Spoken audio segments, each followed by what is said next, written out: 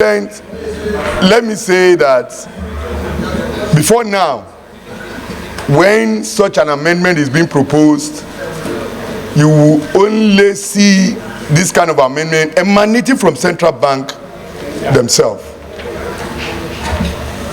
In time past, this is the first time that somebody who is an experienced banker chairing the Senate Committee on Banking and proposing this amendment to the Central Bank Act and all provisions that he has made proposal to are very fundamental and very vital for the continuous existence of the Central Bank of Nigeria as we currently have.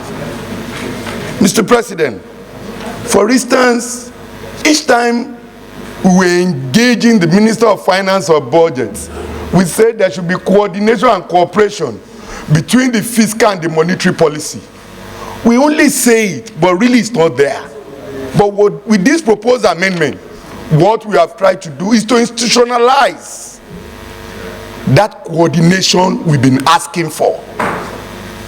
So there is no game saying there is mandatory need for both ministers to sit down and speak about both the fiscal and the monetary policy.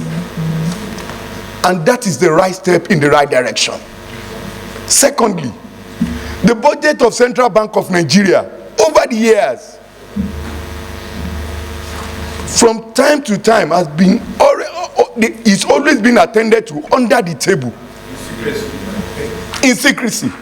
A budget of minimum of about 2.53 trillion naira to be treated under the table. With these proposed amendments, they have no choice than to lay their budget before the National Assembly.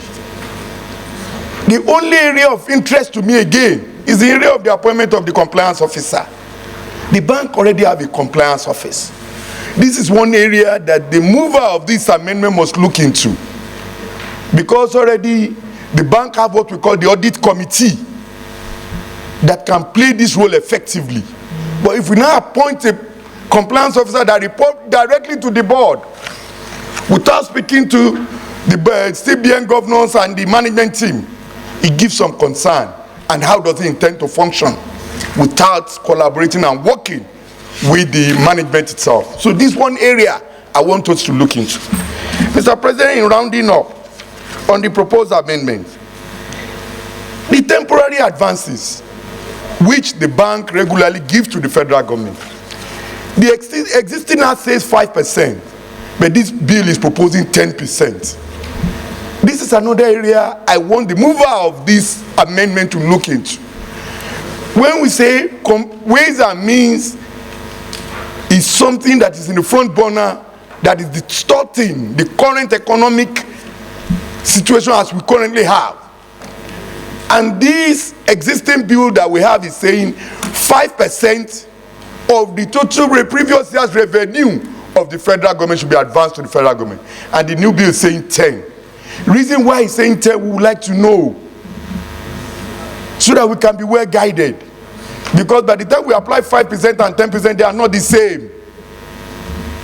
Further clarification in this regard. But Mr. President, aside those two, all other provisions as contained in this document, I'm in total support of it. And I'm in total support of the amendment as so proposed by the Chairman Senate Committee on Banking. I so submit, Mr. President. Thank you, Chairman.